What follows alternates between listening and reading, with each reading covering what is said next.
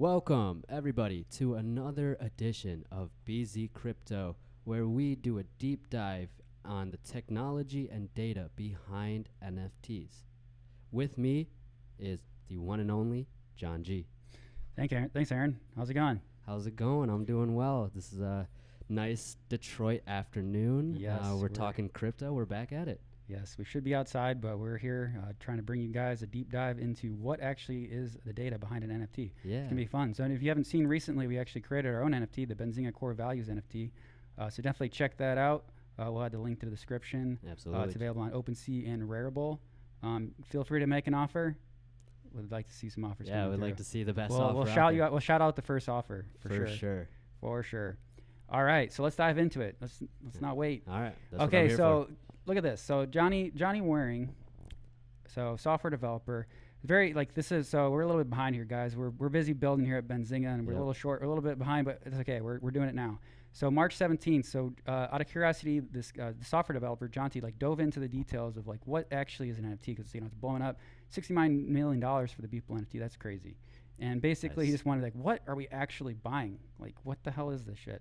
So the actual data of an NFT is this it's this JSON data. So if you dive into details here, you can see the actual data behind an NFT is this JSON data. And JSON is basically a structure of a way of structuring data for developers, so you can like understand like what actually is this thing. So this thing has a background color of FFFF, which stands for white in hexadecimal form, and then it has a description. Yeah, white is a good color.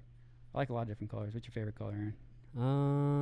Favorite color, my aesthetic, I'd say black, dark colors. I like that, but my favorite color all time, I'd give it to blue. Shout out to the classic blue. Blue is a very great color. I like the deep dark blues, like an deep ocean blue. Maybe that's why we work at Benzinga. That's well, that very could be it. So yeah, so this is the data that makes an NFT. So you can see here description, like okay, limited edition 1 of 1 includes signed limited edition of Prince 3 stages. I'm not going to read it all, but please fucking note if Trump wins. So like this is actually really cool at first NFT if you haven't caught this one. So basically changed based on the event of what happened with the election. It's interesting.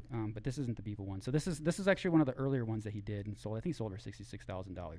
And so if you look at this data, you can see okay, so it's on Nifty Gateways, the external URL. Here's the image, and just like okay, so this is like a Nifty Gateway upload.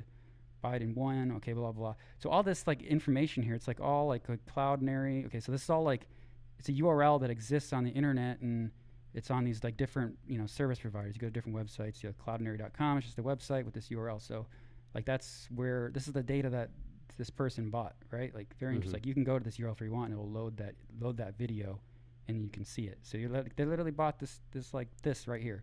Like that's what's on the blockchain. Wow.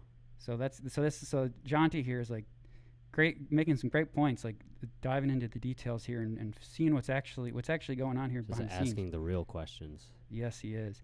And so we can go into like there's like levels to this we got here, but basically, so he's making some really good points. So this IPFS is like okay, so it's like we did this blah blah blah, but you said some use IPFS. So like okay, this is like the first version of that the people launched, right? And moving on to the next version, like okay, well this is way better if you use IPFS. And so what is IPFS? Yeah. So what is that to the common man? So IPFS. So let me just pull up their website real quick. So it basically powers distributed web. It's basically this technology of BitTorrent, right? So you like upload your files and it distributes it all over the internet to like different people running the various like BitTorrent client. Yeah. And so it just like distributes the files. It's essentially exactly what IPFS does. And the unique difference of what IPFS does is they have this thing called a CID, which stands for, where is it? It's like a certificate or I feel like I've heard the term CID before, so. Yeah, it's a content identifier. That's what it stands for. Yeah. And so basically you'll see it in here. So we can go back to here. So the second version, this is the 69 million. I don't know why it went 65. So I'm pretty sure it sold for 69. So here you can see here the IPFS. So there's the IPFS, and here's that content identifier. And so what this content identifier is actually a unique hash. So there's like this cryptography that's run on the image to come up with this string. And so you run it against, you change like a pixel, and then this is different. It's new. Okay. So it's like what this allows you to do is basically run, so you can download the image from this URL, and then you can run the same cryptography and get this same exact string on that image, and you're like, okay, that's the actual original. Oh wow. Does that make sense? Yeah. So that allows you to verify like what the image, that is actually the image that was uploaded or that you're buying. That you bought. Yeah. So you're not putting the image on the blockchain because the image is huge, right? This is to prevent scammers and stuff like that. Not necessarily prevent scammers, because you could change the pixel and upload it, and like not like you could and there's really so I guess if you want to take a step back, the way that you know the artist, so the artist can publicly say what his public address is, and you can see it like on his Instagram or something. Yeah. And you can say, okay, that's his public address, and then you can see that this NFT was minted by him. Like you can just like verify it. It'll be all signed, and you can see it on Etherscan, which we'll cover in a minute. But basically, you can say, okay, well, this NFT was owned by or minted by Beeple, and here's his public address, so I can see that matches, so I can confirm that that's actually he created that NFT with his wallet. Okay. So, and then this here is really just to say like, okay, the image that I got is actually the same. Right. And I can verify that. And so that's like totally verification is important. Don't trust, verify. If you're downloading your NFT and somebody gives you something, like you better verify that's actually your image. Super smart. So that's what this allows you to do. So that's pretty cool. Fantastic advice. And so he goes on further, and yeah, I mean, so let's see. He made some other good points here. Let's see, NFT. So, okay, yeah. So the last thing is, so basically, so IPFS. So there's actually a client that you can download, similar to like BitTorrent, and upload the images. Okay. We could demo that another time. But basically, you download the client, and then you can like upload your image, and then it'll create the unique identifier, and then it'll distribute it throughout the networks, and then you could actually like visit that URL. And so that's what, if you go over here, we have the Beeple NFT loaded up. So there's this IPFS gateway on Maker's Place, which is oh wow, this is a really big file because it was working. There it goes. I'm pretty sure this is like a 340 megabyte image. Yeah. Which if you put that on the blockchain, that's going to cost probably $69 million to put on the blockchain because it's so big. Which is why you don't put it on the blockchain. You put the unique identifier on here. And so Marketplace is just a gateway. So one of his concerns that Jonty had is like, okay, what if Marketplace goes down, right? Mm-hmm. So Marketplace.com, they're paying some domain provider to keep that, and they're hosting that image on their server. And this is the way to uniquely find it. Mm-hmm. So there's multiple gateways, and so this image might exist on other gateways with a similar URL but a different domain. So that's basically Marketplace. I don't know if you probably minted it on a Marketplace maybe and then sold it on Christie's, but so you can. But this is one way to access. So this is actually, if you ran the cryptographic hash on this, you'll get that unique identifier, the certificate, or this content identifier, and match it, and you can say, wow, that's actually the pixel match of the NFT that was sold. So you can, that's the complete replica. So that's how that works.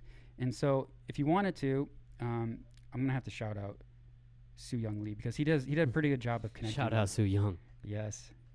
So basically he found it on. He made it easy for me to find. Definitely got a shout out for this because I couldn't find it, and this is how I found the actual contract of the actual NFT. So here's like this actual smart contract, I think that's the actual thing. Smart contract underlying code. So yeah, you can view the smart contract with underlying code, and then let's see here. Where did I find it? And the metadata is stored on IPFS. So actually, this is one thing I need to look into. We're gonna have to dive deeper, but we're not gonna do it today. So this metadata is, I believe, stored. It might be stored with the image. We can probably inspect the element here, but we're going way deep, guys. We're going deep. We're going down the rabbit hole. Here we go. We might be drowning here. All right, we might have to cut this part. Let's see. That's fine. Yep, we're not going to get it. All right, anyway. So shout out to Su Young Lee for connecting the dots here. He found the smart contract for the underlying code here, a smart contract for the NFT. And you can come here, and this is the actual smart contract that was run for this token. Yeah, we're gonna have to cut this part out, guys, because I thought I had it, but maybe I didn't. Oh no, it's right here. Okay, I did find it. I don't know where this came from though. Okay, so this is ours. QMW Okay. QMXKX7QA. Yeah, this is ours. Let me get rid of that. We don't want this. That's our NFT. All right. Anyway, I'm gonna back up here and we're gonna make this video work. Okay. So we're gonna not shout out Sue Young because. All right, we're not shouting out Sue Young. Sorry, Sue Young. Sorry, Sue Young. Maybe another time. Maybe scratch out the entire part from when we started with the shout out to Sue Young. The token itself has an ID of smart contract no code. Yeah. Yeah. I don't know why. Anyway. Sorry, Sue Young. All right, so we'll take a track here. So Jonty, we were talking about IPFS. So basically, what IPFS allows you to do is upload the image and distribute everywhere and access it via that IPFS URL that we showed here. So, and so basically, I mean, so this URL, this image where it's hosted, it could easily be, who knows where it's stored, right? Mm-hmm. Like this makerspace.com, they might use Google, they might use their own servers, they might use Amazon, who knows? There's all very different types of cloud providers that they can use to store this image and then deliver it. And so we don't really know what they use. Like you could probably try to find out, but I don't think we're gonna be able to find that information out. And so, we will eventually. Yeah, maybe. We'll try. Hopefully. So what do you know? What do you know, Aaron, about cloud storage? Cloud storage is a smart and efficient way to store your data without accessing your hardware, right? So it's just a simple term. Yeah. There's a simple way of putting it for me. So you know how so you obviously know Amazon, Amazon Web Services. Mm-hmm. So Amazon Web Services, they have these like data centers that exist all over the world. So they have like one in Virginia, like Northern Virginia. They have some in California, Ohio, Singapore, Frankfurt, all over the world. And so they just like have these like server farms full of a bunch of different servers that host various virtual machines that you can run and basically store your images on. And so they could easily be using a service provider like Amazon S3 to be able to distribute this image. And so if you wanted to look that up, you can see the costs here. So Amazon Web Services outbound data transfer. So it actually costs money to transfer data. As it's obviously it's a business, right? Right. So first 10 terabytes per month on Amazon, they'd actually reduce their price on February. Oh, this is really old. Whoops. Let me find the more recent pricing of I was AWS. about to say that's still pretty expensive though. Amazon S3 data transfer cost.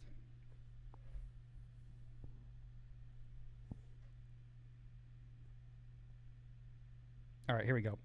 So S3 standard, first 50 terabytes per month is 0.023 cents per gigabyte of data transfer. Dang, they definitely upped their prices. So actually, no. No, I mean, yeah, wait. Yeah, they did reduce it, didn't they? They reduced the prices, yeah. They just upped the block. Oh, they upped that, yeah, so 50. Because, I mean, everyone is streaming craziness now. Right. Yeah, it's like there's so much data flying around the internet. So much. It's crazy. So we actually, Benzinga uses Amazon, and we pay a decent, I'm not sure what the exact number is, but we pay a decent amount for data transfer. I can only imagine so. Yeah, it's expensive. Or can be expensive if you're moving a lot of data. So you got to try to be efficient about how you're moving your data. Mm-hmm. It's very, very time-intensive process, but we work hard to try to do that. We do our best. But yeah, so you have to pay per the data transfer, and you also have to pay for the storage. So you can see here all storage, 0.0125 gigabytes. And so in the world of crypto, it's like we like decentralization. So Amazon is, they have multiple data centers. So if you want, you can store on multiple data centers. Yeah. Like you can store it in Frankfurt, you can store it in Virginia, you can store it in all these places, and you could have redundancies to back it up. But you're still relying on Amazon. Not that Amazon's going away anytime soon. But yeah, so like we like decentralization, right? We don't want. What if Amazon? They get this, like Amazon, what if they don't want to work with you anymore? Like you don't fit their mold. They say you're no longer a customer. Mm-hmm. We're gonna get rid of you. All of a sudden, you're an artist, like doing some crazy stuff, and they don't like you. They can shut you down. Like we don't like that, right? This is crypto, right? We believe in free speech, Exactly. freedom. Yeah, like we don't want that. So this is that FU money. Yes, there's a lot of FU money in this NFT game, and Oh yeah. we want our NFT images to be available forever. Yep. No matter the content. So get this, Skynet, guys. I love it. Skynet, the future of internet is here. Build a free internet, a decentralized CDN and file sharing platform for devs. Skynet is the storage foundation for a free internet.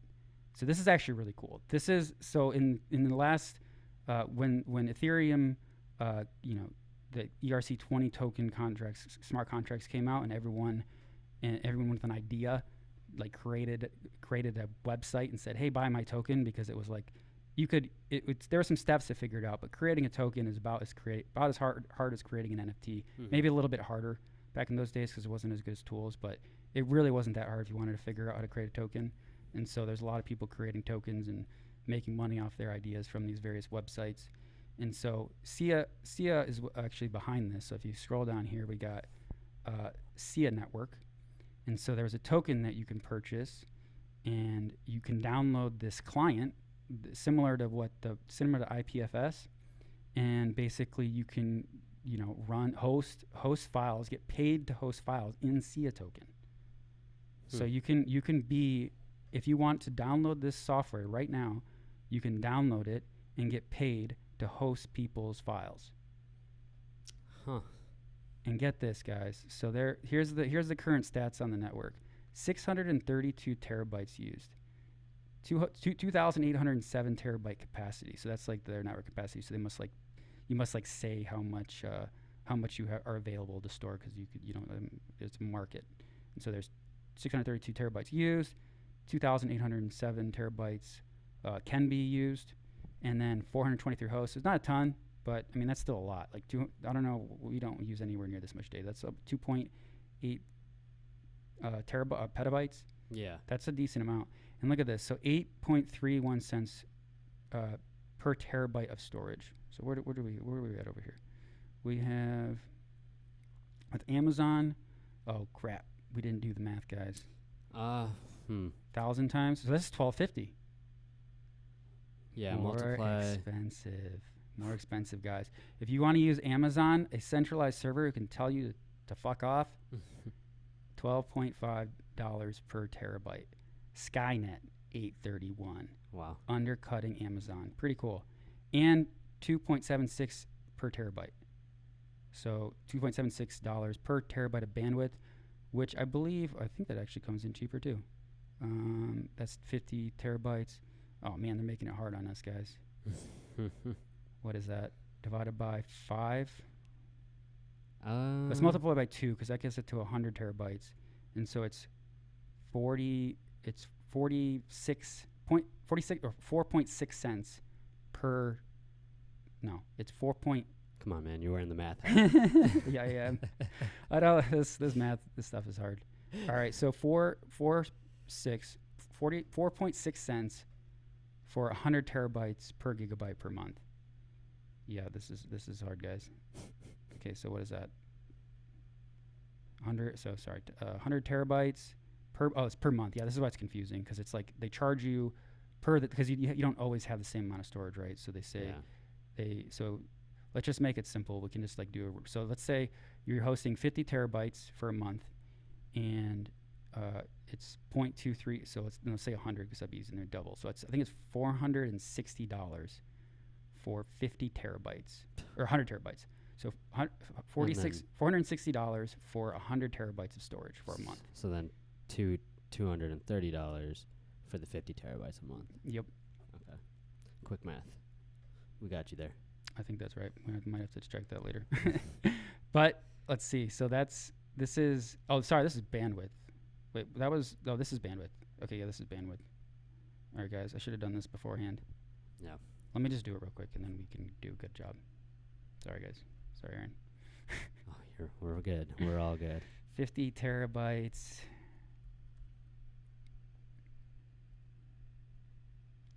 Bandwidth per terabyte.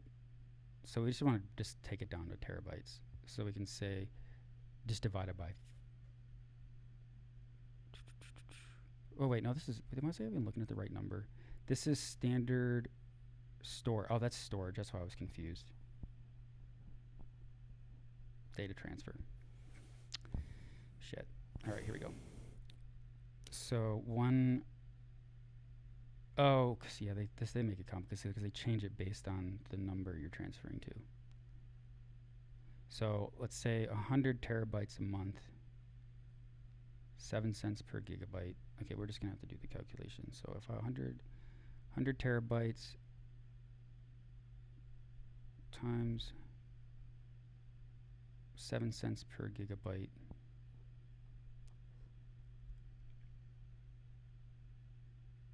So that's 100,000 gigabytes. So 100,000 times 7 cents. Mm-hmm.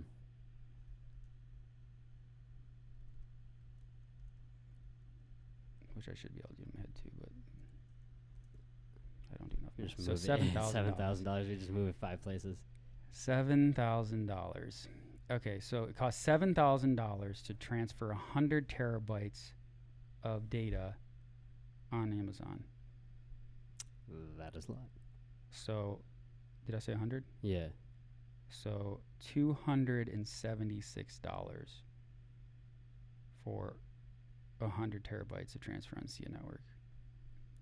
That's way cheaper. Is that even right? Anyway, guys, pretty cool tech. That's insane. What are your thoughts, Aaron? Skynet. When's the AI come on it, right? Shoot. I want to be weary of Skynet. Obviously, there's been 3 movies about it. Yeah, pretty crazy stuff. No, but that's fantastic. This is revolutionary, right? Like if it's cutting prices down, really like that. Just the capabilities alone and the potential there is vast. Well, I think the thing is too. So to tie this in, because people are worried about like, okay, so this Jonty's concern is like, okay, so what if it goes down, right? Well, let's say you buy a $69 million NFT. You don't think you're gonna download that image and put it on your computer? And then why wouldn't you download Skynet and you can pay people to host it and you can keep it decentralized and and available. Yeah, that makes sense. Like, so is this something that we're gonna do with our NFT then? I think we should. I think that's a great idea, Aaron. Yeah, I think we should definitely host our own. We should host, and we'll pay you guys to host our NFT. Yeah, and we'll keep it decentralized and fun. That's what we're all about. Fun. Fun, building and having fun. It Exactly. is actually a lot of fun, guys. If you want to work at Benzinga, we're definitely hiring. If you're into crypto, come and talk to us. Reach out to cooljobs@benzinga.com. Yep. Tell us what you're doing. Tell us what you want to do. Show us something. We'd love to talk to you. Yeah. Show us what you got, and more than most, you got a shot. I'm just a poet today. I don't know. Just been rhyming. The intro, I was like, who do we got? I don't know. I rhymed your name with the intro. Yeah. I feel like I'm rhyming today. I love it, dude. Keep rhyming. We're gonna have to make an NFT out of your rhymes. Drop it like it's hot. Ooh, that's our next music NFT. That'd be great. Yep. Snoop Dogg, if you're looking to drop an NFT, we'll help you. Yeah, hit up Benzinga. We'd love to have Snoop. Snoop Dogg. That would be cool. All right, guys. You want to wrap this up, Aaron? Yeah, absolutely. Thank you for joining us as we conversed and dove deep into the technology and data that powers NFTs. It was super interesting. I learned actually a lot, and I found out about something that potentially has major upside and could be a player against Amazon in the future. Who knows? Yeah. You never know. Yeah. But this has been super fun. Thank you, Yeah. John. Loved the education. Loved the conversation. And for next time, keep it decentralized, guys. Yeah, absolutely. All right. That's our time. Have a good one. Thanks, Aaron.